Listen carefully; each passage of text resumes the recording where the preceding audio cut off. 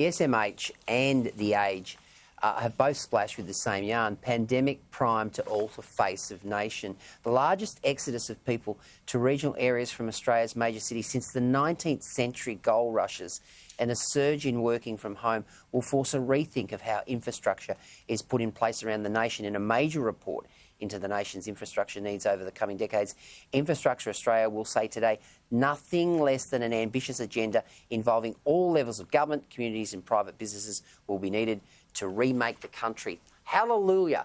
Infrastructure Australia, big tick, because this is so important, particularly when it comes to jobs and job security.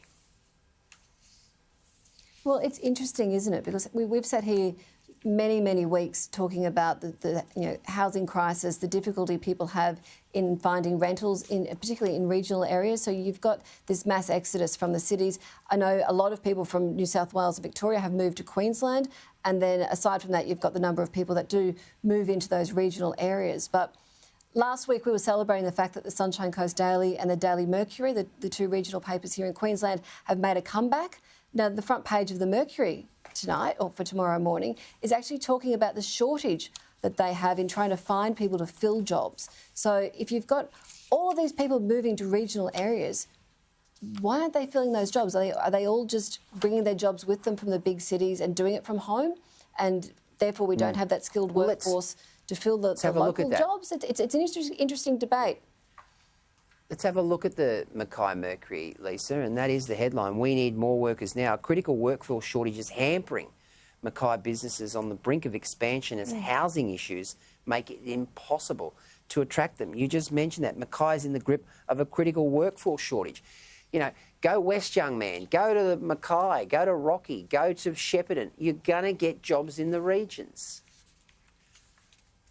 Exactly, but we've all the way through this, we've seen all of the farmers who were screaming out for help when they had crops to be picked and they couldn't find people who wanted to go out there and do that hard work, who would get their hands dirty and do the jobs. But in areas like Mackay, they're saying it's not just people who are working in warehouses or a shortage of cleaners, it's across the spectrum. They can't find enough engineers, they can't find professional skilled people either. So it's a really interesting quandary. You've got all of these people who have got quite comfortable working from home, and there's this new expectation that employers are supposed to allow that freedom and let them go and do it. Yes, it's great for regional areas, but what happens to those cafes or the businesses that are supporting this new influx that can't find the workers they need to keep that sort of local business thriving? It's, this sort of feeding the beast with one hand, but then they're putting them into a whole world of hurt with another.